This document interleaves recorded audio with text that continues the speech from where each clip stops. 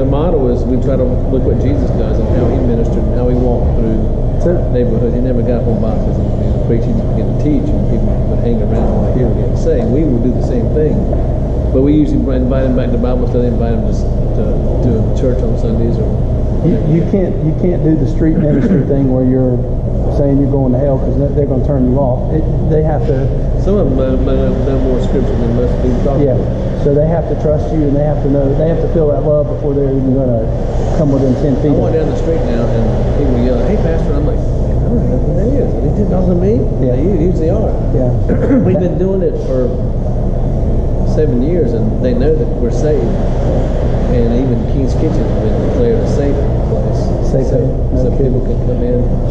But it's always going to be, the Dream Center, regardless of where it is, it's going to be a place that you would meet them and take them to a place, and we really want to pull them out of where they've been. That's right. In Los Angeles, they started their outreach on Skid Row, but their Dream Center is an old Catholic hospital, Sisters of the Angels, probably on the northwest side of town, maybe 5 miles outside of town, outside of downtown, but it's still in LA, but not where their target market was. But they ministered to the whole city. We would like to have every rough neighborhood in town covered with a doctor block. Yeah.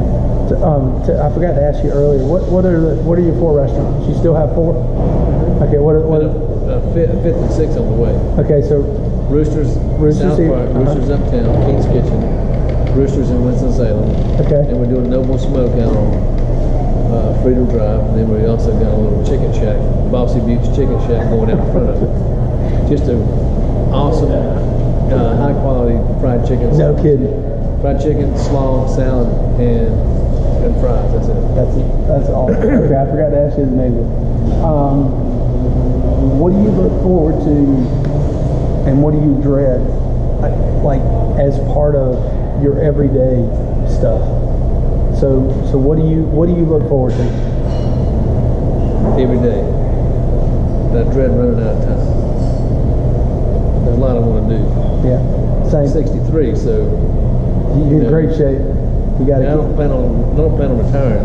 I don't know what 65 means retiring. Oh no.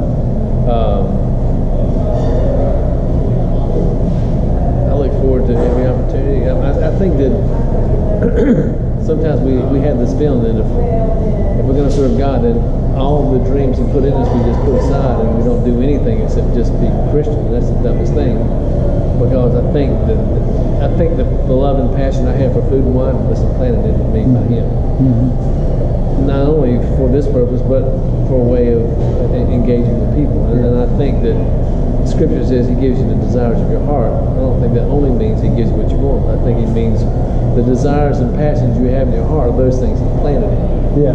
So that when I do my best at my job on the job side, because all of it's a job, but if I do my best at my job, for the Hebrew children, or for the children of Israel, they knew that work was a type of worship.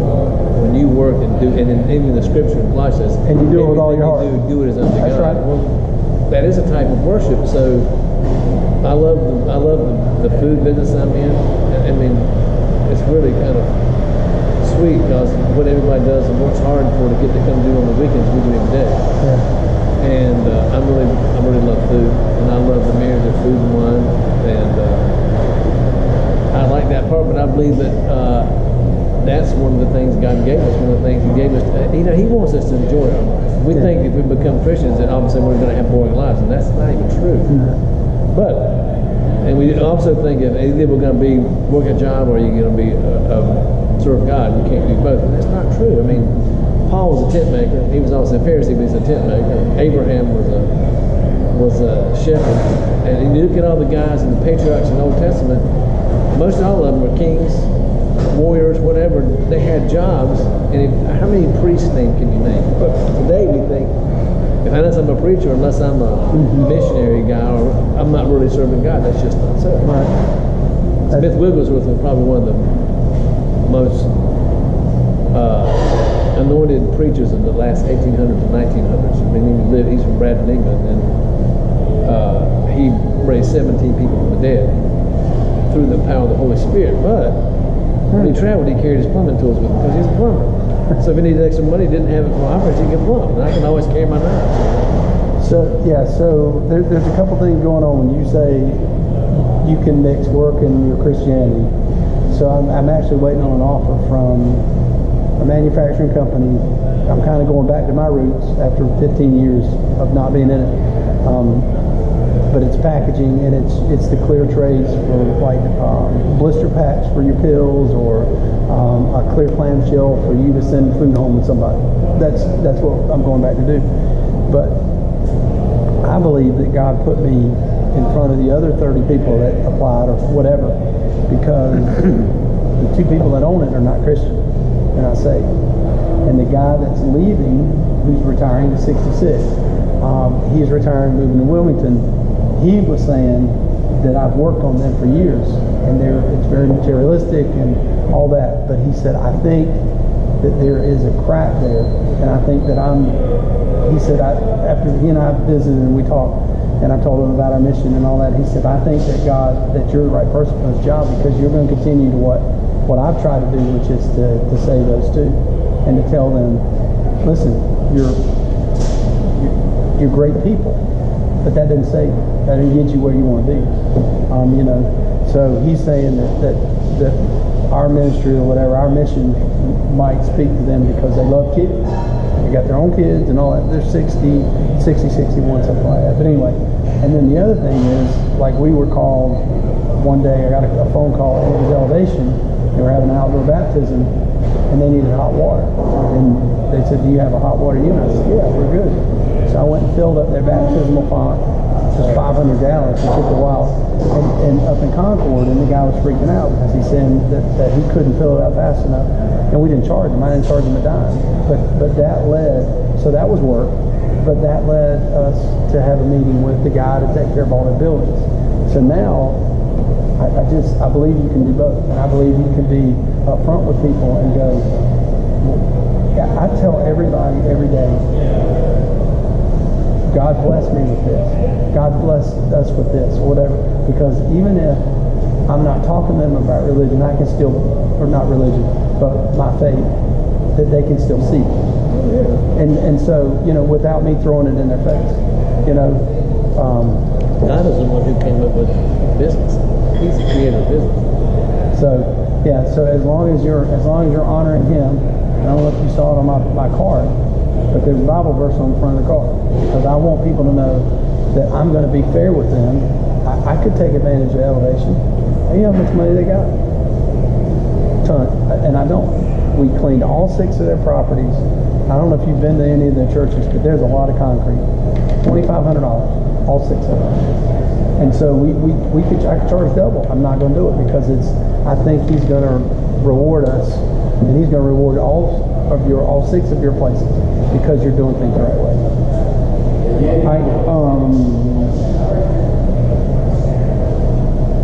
Tell me what makes you happiest in the work that you do. I'm not talking about your business. In ministry? What makes ministry? Yeah.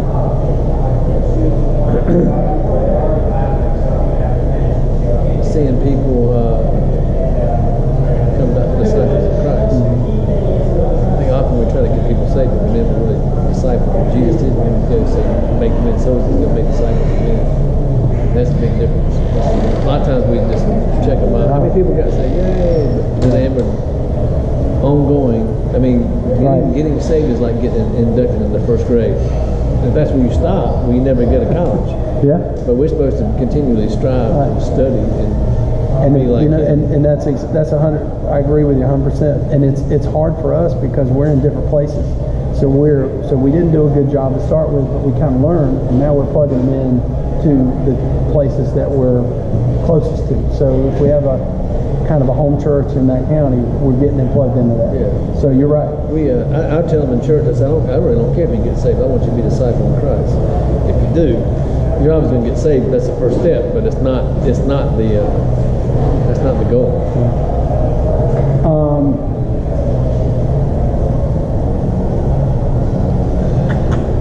Seeing kids have hope is also pretty awesome. So that's what we see, because so when we do our events on a Saturday or whatever, The adults stay in one place after we have some music and some time together and they pray.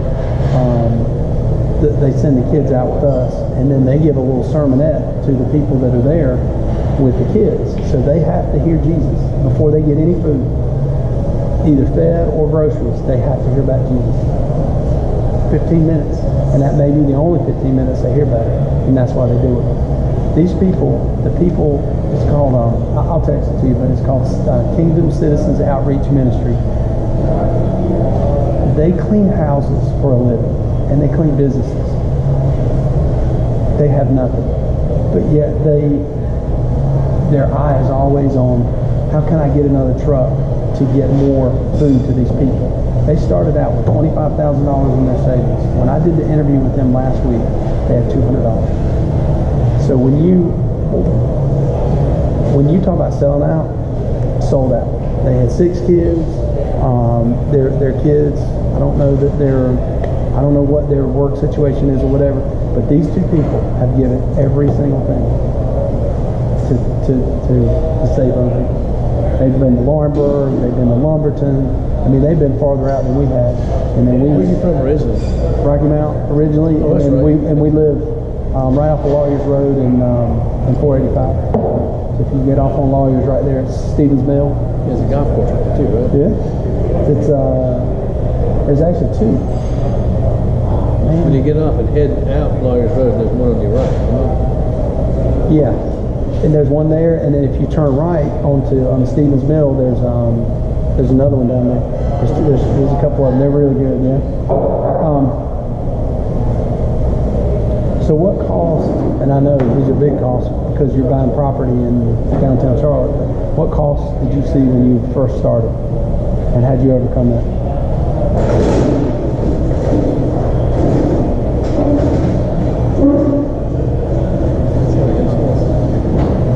I think I never saw one just memorable cost, except that there was always more than they had. I'll give you this example. When Tommy and Matthew Barnett, they were operating out of a church, and it was called Calvary something chapel in LA.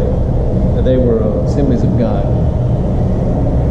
and they started when Matthew Barnett went to take over as pastor. He was 20 years old. This is an older church, older people in it. Like, who's this 20-year-old kid come and tell us anything? They all left. Pretty soon it was just him, and that was it. And nobody came to church but him. He said, Lord, he just started crying. Lord said, get up, get for a walk. And took him out to Skid Row. He said, that's your church.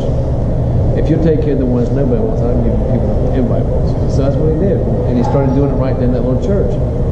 And they wanted to have a place to do it. So they went to talk to the Sisters of Angels, Catholic hospital right there in LA. The building was originally listed for the property, $32 million. It went down. Somebody at some business that offered $16 million. They got a chance to talk to them. They said, here's what we want to do. We're going to do a dream center in it. We can give you $3 million. And they said, we like what you're going to do. You can have it. So they left the door. They closed the door and said, we got to go get some money, because they didn't have any money. Same place we are now. We're getting ready to try to buy a piece of property. We don't have it in hand, but I know God will provide it for us. So, I mean, we've already made an offer on one piece of property for about right at $3 million 2 years ago, and the guy wouldn't come around. I mean, it wasn't worth it. I didn't have clearance from God to offer me anything else. So we just pulled off on that one. When we did King's Kitchen, we started looking for a location. Again, I wanted to be close to Trade and Trine as I possibly could, right? And we're on those four little blocks that do that, 4 little, on the corner of any place, one of those 4 mini legs in that intersection. There was a restaurant that was for sale. We went and looked at it. We heard they were getting ready to go out. I had a broker. We were walking around. They knew I was interested. They called. So we got actually with my broker. And so they said, we're probably going to let you do this for $300,000. And I told my wife, pray, let's ask her what she wants to offer. So she got a word from God. Don't be.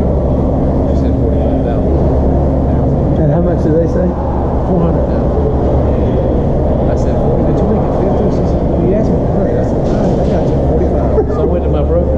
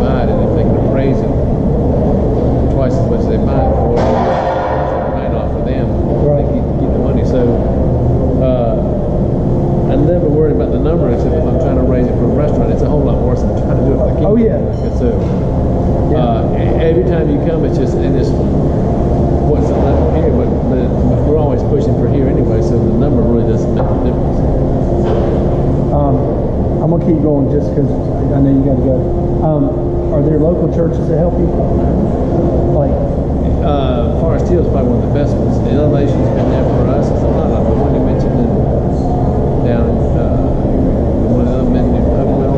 Hopewell down in Monroe? There's probably 20, 30 churches around that help us, and it probably, but also another great need we have is human capital, and we get a lot. We have 300-400 volunteers every month that come help us, and that's probably pretty awesome too, because in 2 adoptive blocks, Friday nights and Sunday mornings for church, and then some of them come volunteer for Bible study. There's a lot of places for people to plug in, and it is really a place for all the churches who do want to do something for the homeless.